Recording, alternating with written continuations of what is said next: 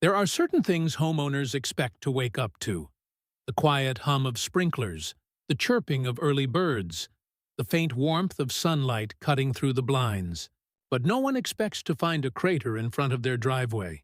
No one expects the ground, once smooth and familiar, to be torn open overnight as if the earth itself had been vandalized. Yet that's exactly what Officer Daniel Mercer found on a quiet Saturday morning in late August. The neighborhood of Meadowbrook Estates prided itself on order. It was the kind of place where mailboxes were all painted the same shade of eggshell white, lawns were measured by the inch, and any deviation, even a trash can left out too long, drew attention. The Homeowners Association ran the neighborhood with near-military precision, and their board, led by a woman named Beverly Stanton, had a reputation that reached beyond the cul-de-sac. Daniel had lived there for only 6 months, but he had already seen enough to understand the culture. He'd bought the house after years of saving, looking for a quiet suburb to settle into after 12 years on the force. But the peace he expected never quite came. From the first week, the HOA had been on him for his mailbox paint being too matte, for leaving his car in the driveway overnight, for his security camera being aesthetic clutter. None of it was serious, at least not at first, but it was persistent, like a mosquito that refused to die, no matter how many times it was swatted away. So when Daniel stepped outside that morning and saw the gaping hole, a jagged pit, maybe 5 feet across and 4 feet deep, carved directly at the end of his driveway, his first reaction wasn't confusion. It was a slow, simmering disbelief that quickly turned to suspicion. The dirt wasn't even cold. He could tell it had been dug recently, maybe within hours. A pile of soil sat neatly stacked beside it, too tidy to be random. Someone had done this deliberately, and someone had cleaned up after themselves. He scanned the area. There were no utility markings, no signs of construction or repair, no warning cones, no flags, nothing that would suggest it was official work. Just a hole.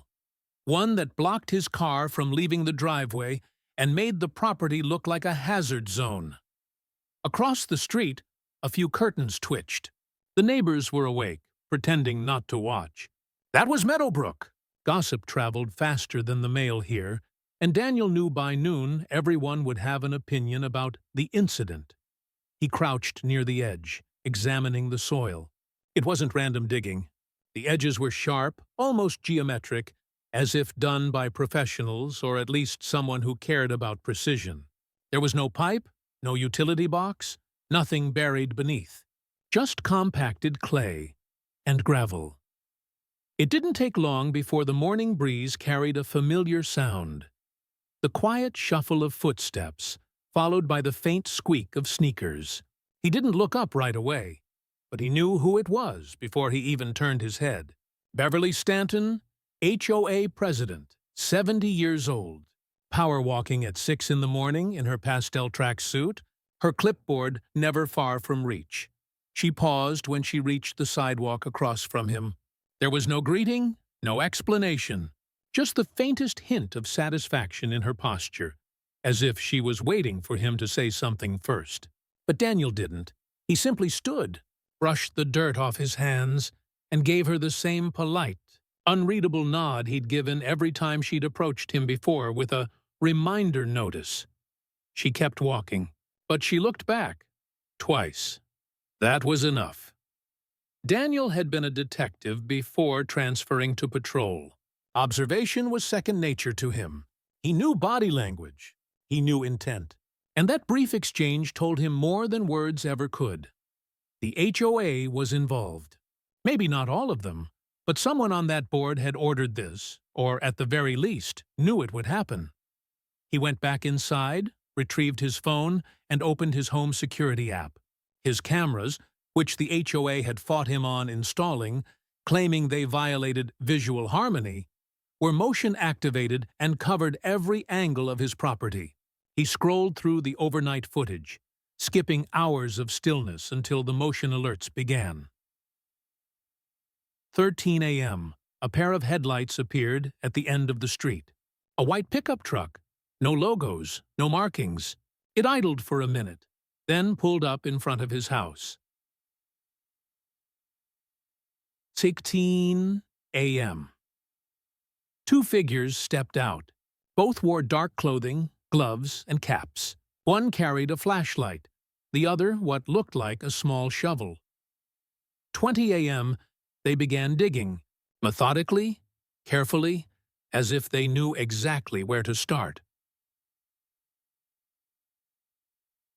44 a.m. The hole was finished. The truck's bed light flicked on briefly as one of them loaded something inside. Maybe tools, maybe something else. Then they left, driving off without headlights until they turned the corner. Daniel replayed the footage twice, slowing it down, adjusting the brightness.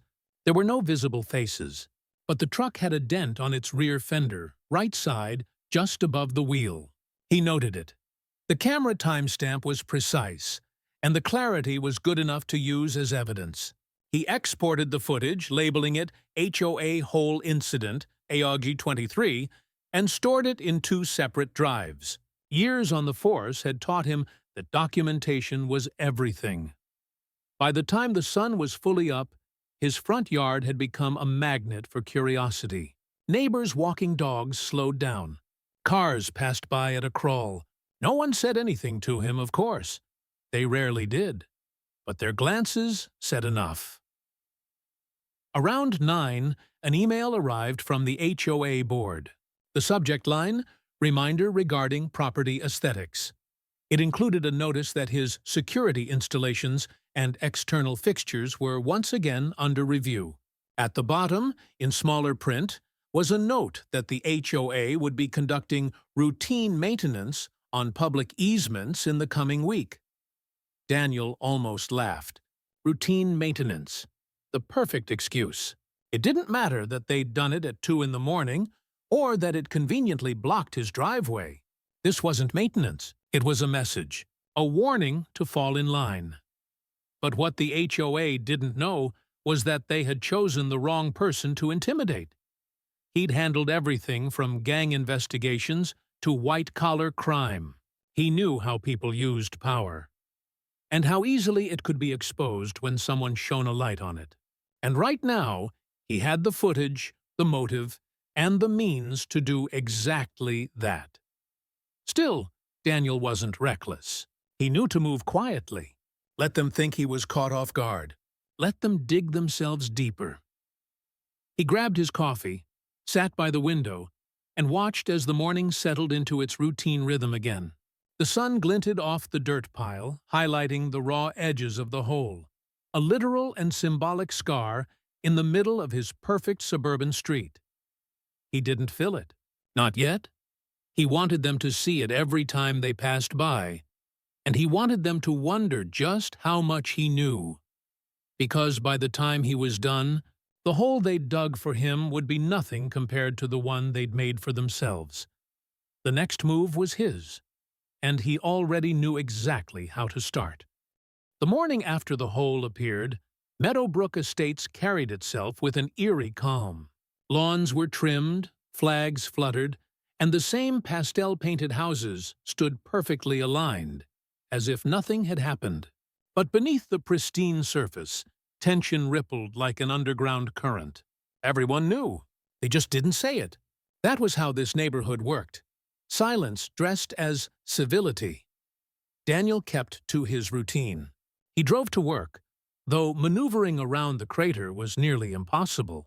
He left it there intentionally, a silent accusation for anyone who passed by.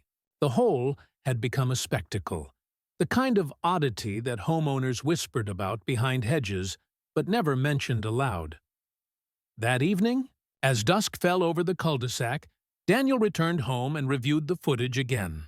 He had already backed it up twice, once on a secure drive and once on his department-issued laptop. The footage was clear enough to tell a story, one that would make anyone watching question what kind of people were running the HOA. He considered his next step carefully. Going straight to the HOA would accomplish nothing. They would deflect, deny and bury him in procedural nonsense until the issue vanished under a pile of paperwork. No, this required sunlight. And in the digital age, sunlight came in the form of exposure. So, Daniel did what any citizen with a camera and a cause would do. He uploaded the footage, not under his real name, not with his address visible.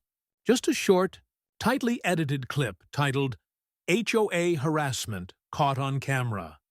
You won't believe what they did.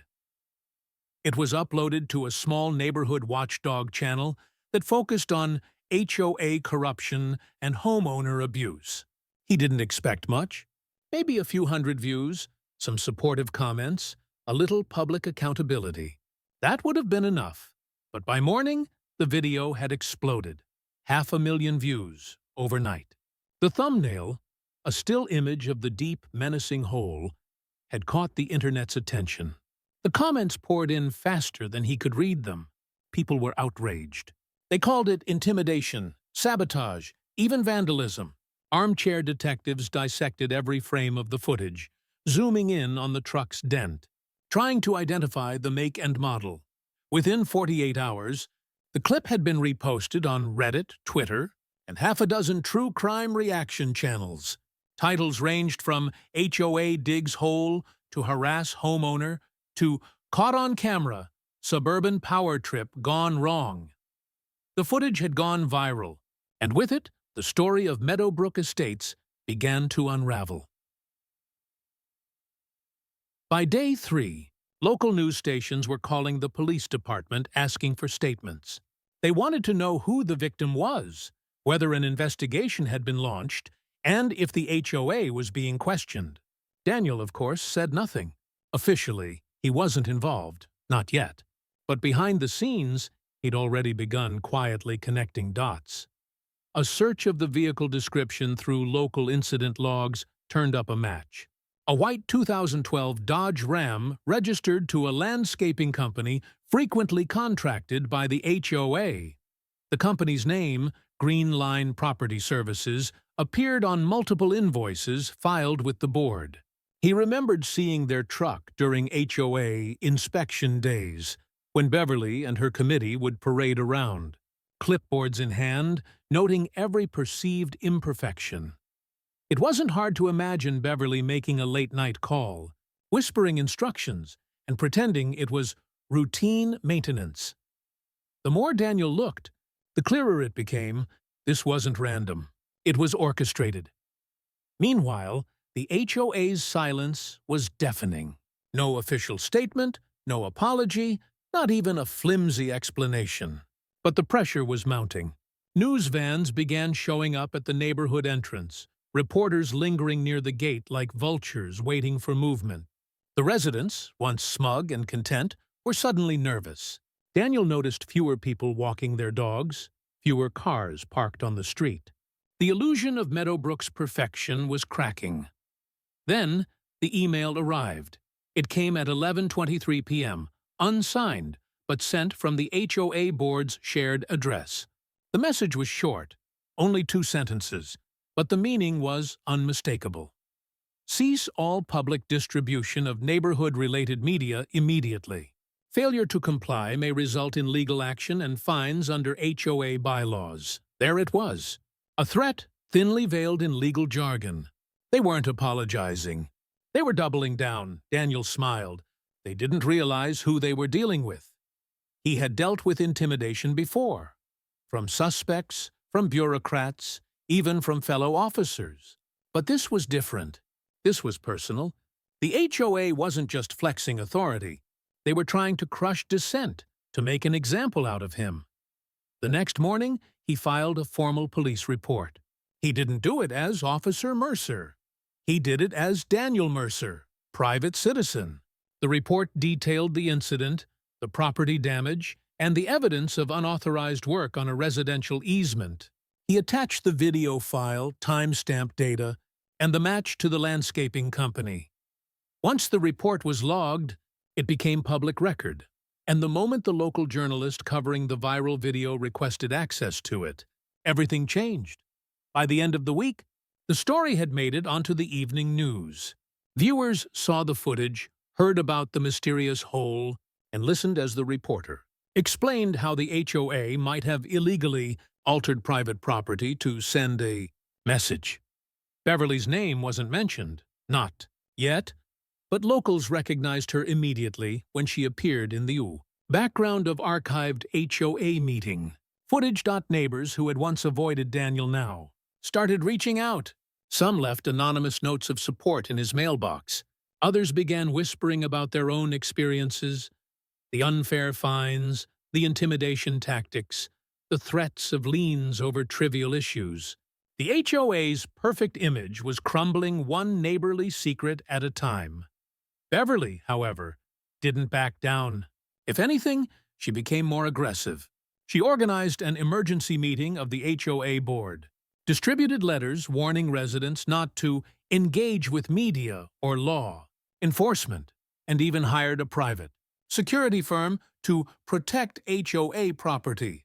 But Daniel was already one step ahead.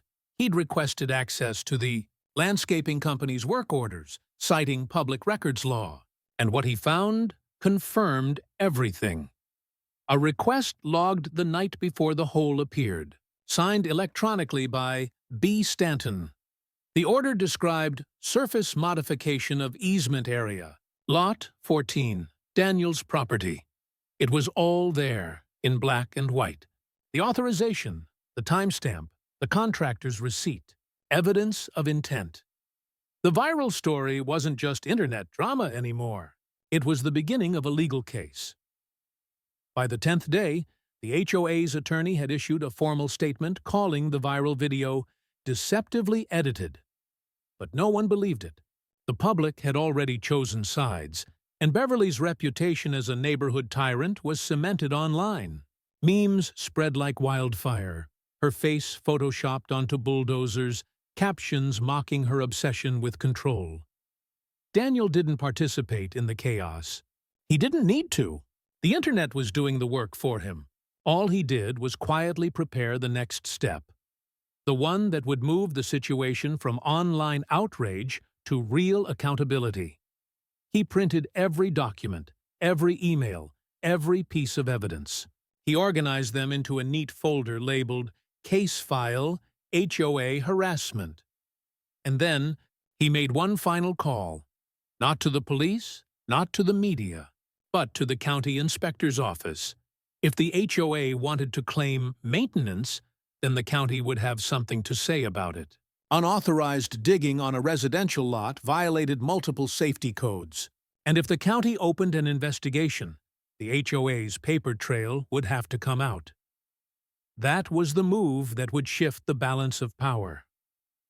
As he stood on his porch that evening, the hole still untouched, Daniel watched the streetlights flicker on.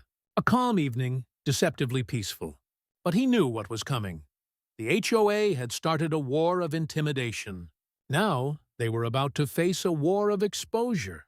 And this time, it wouldn't just be a viral story. It would be evidence. The call to the county inspector's office was quiet, procedural, and unassuming. Just a citizen reporting unpermitted work in front of his home. But for Daniel Mercer, that single act marked the start of something much larger. Within 48 hours, the county sent an inspector to Meadowbrook Estates. A white van arrived mid-morning, plain and official, carrying a clipboard, a vest, and the kind of quiet authority that made even the nosiest neighbors retreat indoors. The inspector spent half an hour examining the hole, taking photos, marking soil samples, and jotting down notes. By the time he left, Beverly Stanton had already appeared on her porch. She didn't cross the street, didn't say a word, just stood there, pretending to prune her roses while watching every move. The inspector didn't acknowledge her either, but that was enough to rattle her. The HOA was used to operating in the shadows of neighborhood gossip, not under the scrutiny of county law. Later that afternoon, a notice appeared on the HOA's bulletin board near the entrance gate. All maintenance activities are suspended pending review. The HOA had been frozen, officially and publicly, while investigators determined whether any laws had been broken. For the first time, the board wasn't in control, and Meadowbrook noticed. Neighbors who once ignored Daniel's existence began approaching him cautiously, testing the waters of conversation. They spoke in lowered voices, like people afraid of being overheard. Some admitted they'd received fines for the most absurd reasons. One woman for leaving a wreath on her door past the seasonal decor period, another for painting her shutters 2 shades lighter than approved. A few confessed they'd wanted to speak up before but feared retaliation. Now that fear was cracking. The viral video had become more than entertainment. It had become a rallying point. Other residents from nearby HOAs began posting their own stories under the same tag, turning the incident into a growing movement online. The footage had sparked something Daniel hadn't planned, a collective backlash against HOA abuse. But inside Meadowbrook, Beverly was far from surrendering. She called for another emergency board session, held in the clubhouse, the same clubhouse that now sat under quiet surveillance by a few curious residents with phones discreetly recording. From across the street, Daniel watched as members arrived, their faces tight, their body language nervous. He didn't attend. He didn't need to. He knew how people like Beverly operated, control through fear, reinforced by whispers. By the end of the night, new letters appeared on every doorstep. Each one was identical. Residents are reminded to refrain from spreading unverified information online. The HOA is pursuing legal counsel to address defamatory content. The letters didn't scare anyone this time. Instead, they fueled more suspicion.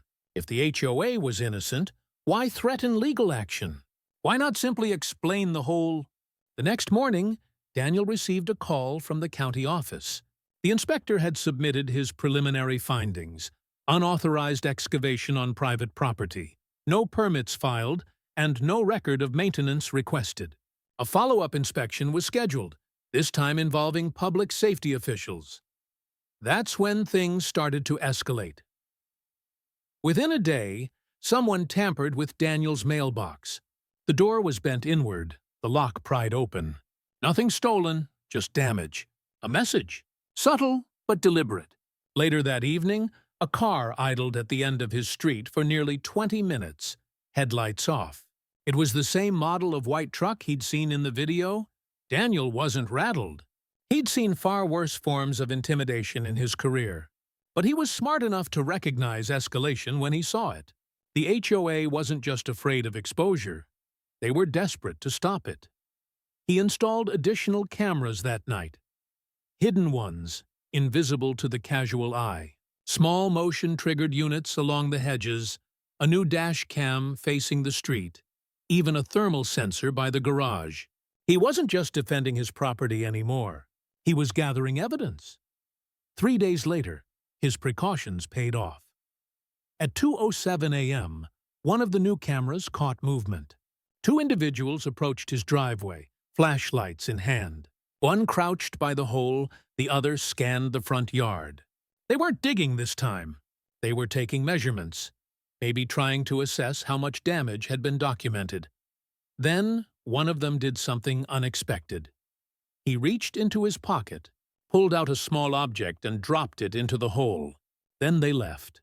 When Daniel checked the footage the next morning, he saw it clearly. A small plastic bag, tossed into the dirt. He retrieved it carefully, gloved, and sealed it in a police evidence bag. Inside was a used pair of work gloves, the kind landscapers wore, and a folded note, soggy from the soil. The handwriting was shaky but legible. "You don't know who you're messing with." It was sloppy, emotional, and exactly what he needed. The moment he logged that as evidence, the situation shifted from harassment to criminal threat.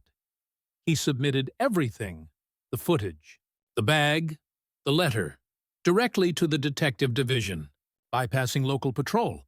Within hours, a formal case number was assigned, and when investigators traced the fingerprints on the gloves, one came back with a partial match. It belonged to an employee of Greenline Property Services, the very company contracted by the HOA. That was the break Daniel needed. The HOA county and police investigations began to overlap. Subpoenas were filed.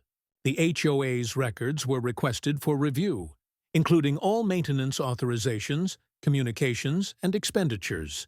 Beverly tried to stall, claiming privacy violations, but it didn't work. Once the footage went viral, too many eyes were watching. Transparency was no longer optional.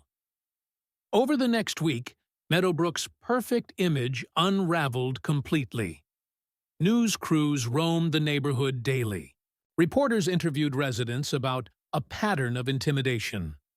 Footage from past HOA meetings surfaced online, showing Beverly cutting off speakers, mocking residents, and dismissing complaints with icy precision.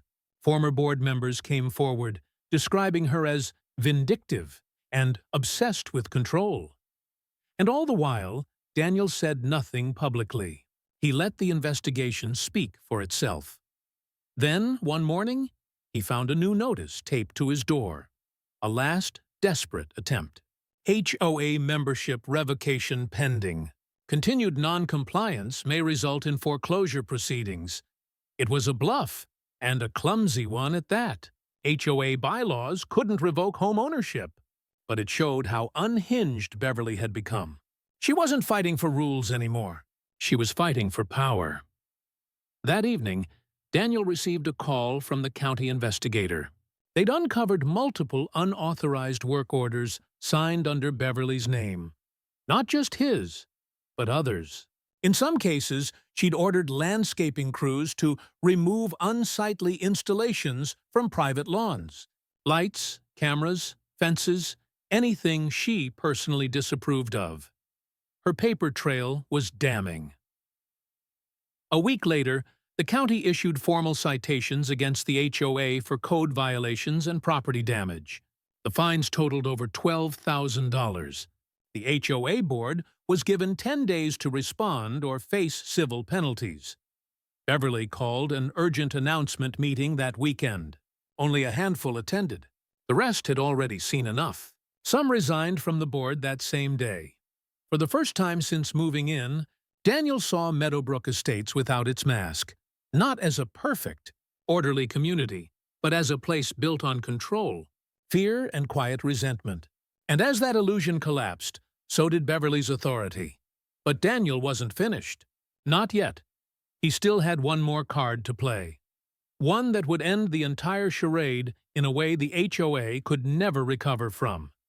The county investigation was complete. The evidence was secure.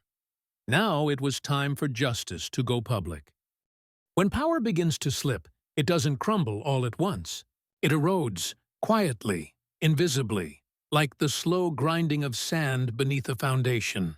That was what happened to the Meadowbrook Estates Homeowners Association. At first, it looked intact. The bulletin board was still updated, the clubhouse still locked, and the lawns still perfectly trimmed. But beneath the manicured surface, everything was falling apart. By early October, the county's citations had become public record. The HOA had been officially fined for unauthorized property alteration, unlicensed contracting, and failure to obtain proper permits. Residents began whispering about refunds, lawsuits, and board resignations. Some homeowners even organized informal meetings, gatherings that, for the first time, didn't require Beverly's approval. The old guard of Meadowbrook had lost control.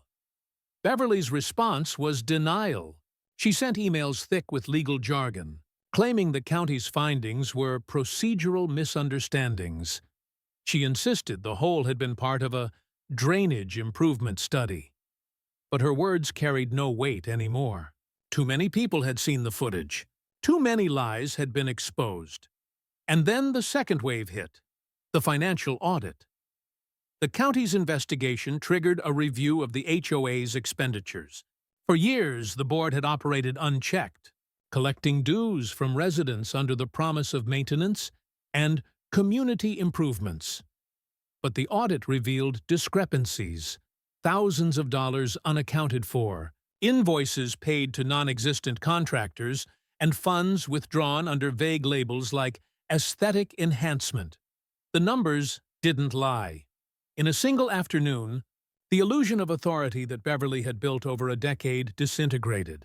Homeowners demanded answers, board members resigned in quiet shame, and attorneys began circling like sharks in clear water. What had started as a petty act of intimidation, a hole dug in front of a cop's house, had become the catalyst for a total unraveling. Through it all, Daniel remained silent.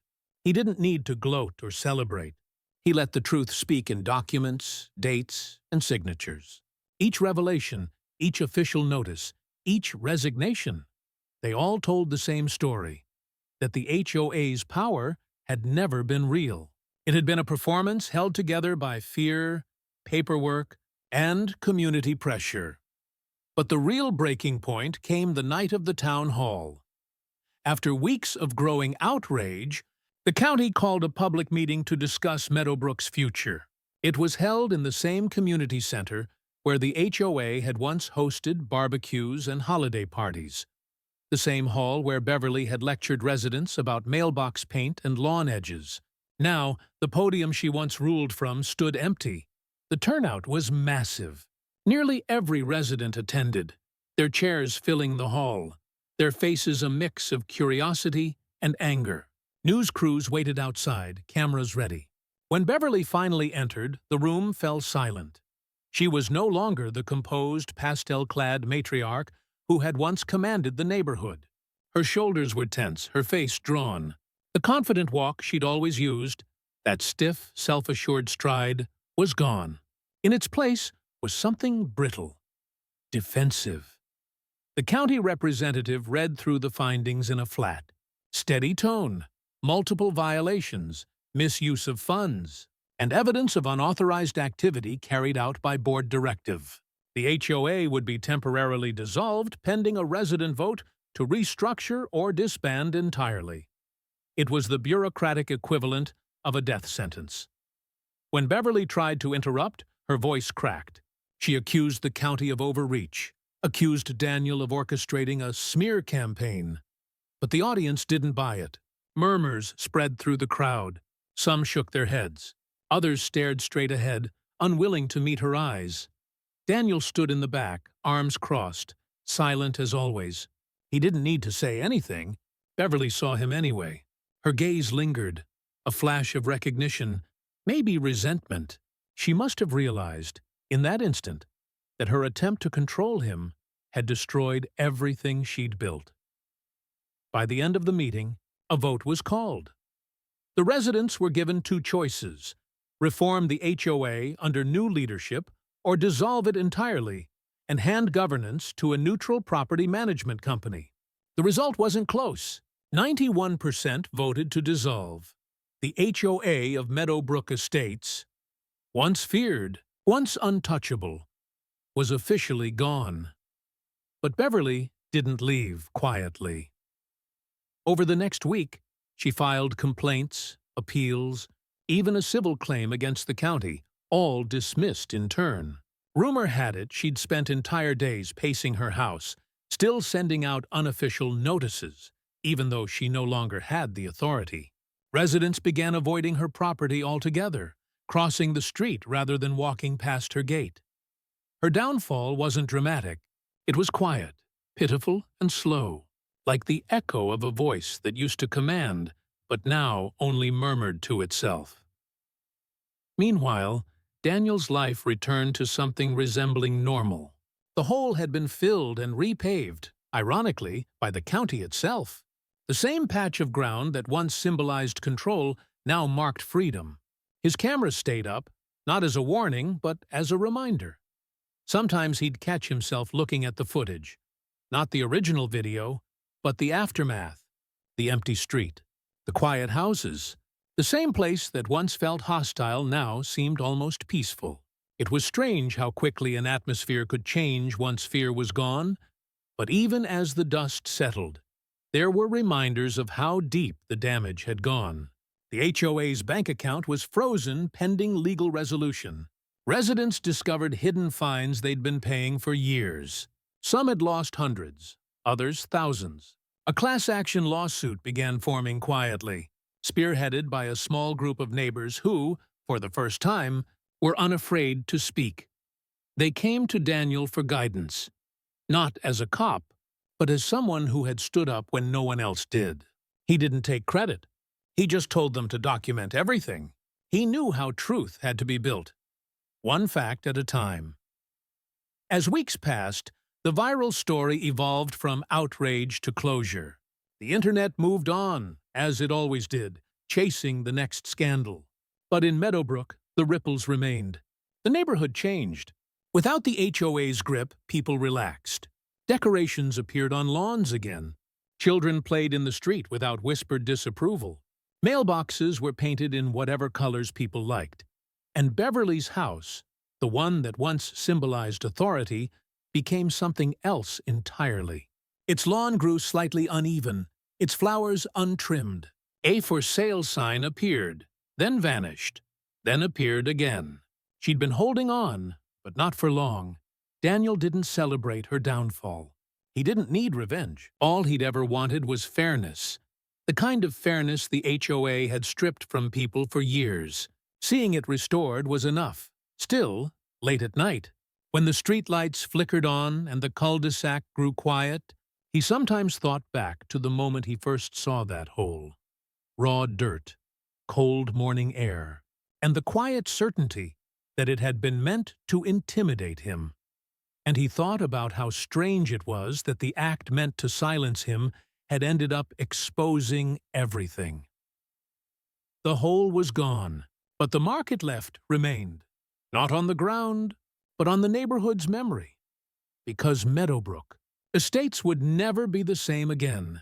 Its residents had seen what happened when one person decided enough was enough. And somewhere in the remnants of that once perfect suburb, power had shifted, permanently, from fear to accountability. Beverly had ruled through control. Daniel had answered with evidence. And in the end, it wasn't confrontation that destroyed her. It was the simple, undeniable truth. The HOA had dug the hole to intimidate him. Instead, they'd buried themselves in it. Time passed quietly after the collapse. The same streets that once buzzed with tension now felt still, as if the entire neighborhood had exhaled after holding its breath for too many years. The lawns grew imperfect again. Patches of wild grass here, a crooked mailbox there. And for the first time, Meadowbrook Estates looked like a place where real people lived. The HOA's old clubhouse sat dark, its glass doors locked and its sign removed. A notice of dissolution was still taped inside the window, yellowed by weeks of sunlight. To some, it was an eyesore. To others, it was a monument. For Daniel Mercer, it was closure. He didn't expect peace to feel strange, but it did. For months, he had lived in a state of vigilance, documenting, analyzing, waiting for the next move. The cameras had been his shield, his witnesses, his silent allies. Now they captured nothing but squirrels crossing the driveway and the occasional delivery van. But even in peace, reminders lingered. A thick envelope arrived one morning, postmarked from the county courthouse. Inside were copies of the final reports, the official closure of the investigation, the fines upheld, and the HOA's formal dissolution order. There was also a short note from the county inspector, handwritten in neat cursive. "Thank you for bringing this to light." Most people don't. Daniel set the papers aside carefully. They didn't feel like trophies, more like artifacts from a chapter he'd survived rather than won. News coverage of the incident had faded, replaced by newer scandals, newer controversies. But online, the video remained, archived, re-uploaded, commented on daily. It had become a kind of urban legend, the story of a homeowner who turned a petty HOA stunt into a reckoning. Reaction channels still used clips of his footage. Narrators still retold the saga with dramatic voiceovers, and somewhere in the background, his driveway, once marred by that hole, became a symbol of resistance. He didn't mind. The story had stopped belonging to him long ago. In the months that followed, the residents of Meadowbrook began rebuilding in their own way. Without the HOA, they formed a community committee, Informal, voluntary, transparent. Instead of fines, they organized potlucks. Instead of inspections, they hosted cleanup days. People began talking to one another again, face to face, instead of through passive-aggressive emails. It wasn't perfect. It wasn't polished, but it was real. And that was enough. As for Beverly Stanton, her name became a quiet, cautionary tale. After the audit findings, she faced civil penalties for misuse of HOA funds and unauthorized work orders.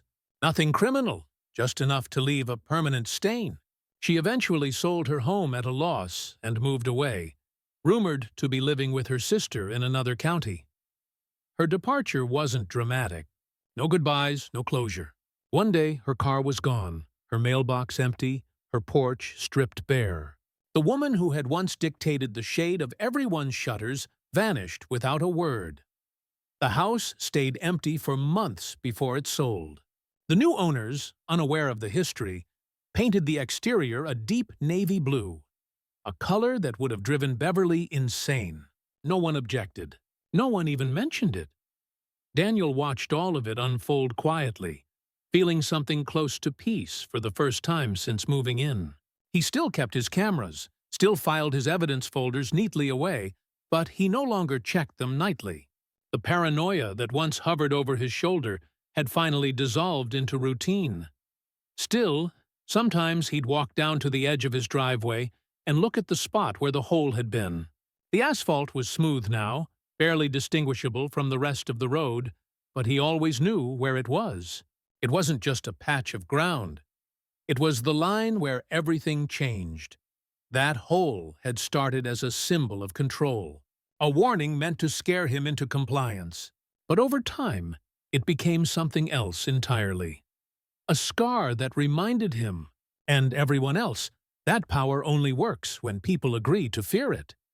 He had learned that truth not in the station, not in the courtroom, but in his own front yard. Weeks turned into months. Seasons changed. The gossip faded, the fences repainted, and Meadowbrook settled into its new normal. Every now and then, someone would still bring up the whole incident to newcomers, usually with a knowing smirk or an exaggerated retelling. Some HOA nonsense back in the day, they'd say. Guy down the street caught them on camera. Whole thing blew up online. And that was how it lived on. Not as a scandal, but as a story. Life had moved on. But the lesson lingered. The residents had learned to ask questions, to stand up, to pay attention to the fine print. The days of silent compliance were gone. As winter approached, Daniel took one last step. Symbolic, quiet, but meaningful. He replaced his old security sign with a new one. Not a threat, not a warning. Just a small plaque at the edge of the yard that read, "Protected by accountability." He smiled when he set it in the ground. In the end, it wasn't justice through punishment that mattered most. It was the shift that followed. The idea that ordinary people, armed with truth and persistence, could unravel even the most oppressive systems built around them. That realization changed him. He began mentoring younger officers at the precinct, focusing on community engagement, transparency, and evidence integrity. He told them about Meadowbrook sometimes, not the viral part, but the quiet parts. The patience, the documentation, the way truth built itself piece by piece until it became undeniable. It wasn't a dramatic story when he told it, just a reminder that power bends when light hits it long enough. And light, he'd learned, came in many forms: a camera, a document, a single person refusing to look away. The neighborhood healed. Grass grew over old grudges. Fences that had divided neighbors now lined yards of people who shared barbecues and lawnmowers. Meadowbrook became something it had never been before. Human. And the man who once stood at the edge of a mysterious hole, wondering how deep his trouble might go, now stood above it. Calm, grounded, and free. One ordinary evening, long after the noise had faded, Daniel sat on his porch with a cup of coffee. the setting sun painting the houses gold. A light breeze carried the sound of laughter from down the street. Children chasing one another between lawns. It was peaceful, simple, and exactly what he'd wanted all along. He looked down at his driveway one last time, the memory of that dark pit flickering in his mind.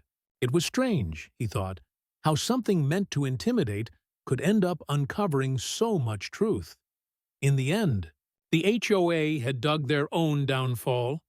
With their arrogance, their secrecy, their belief that fear could silence a man who had spent his life uncovering lies. They hadn't known who they were dealing with. He was a cop. He had the evidence, and when they dug that hole to frighten him, they gave him all the proof he needed to bury their empire instead.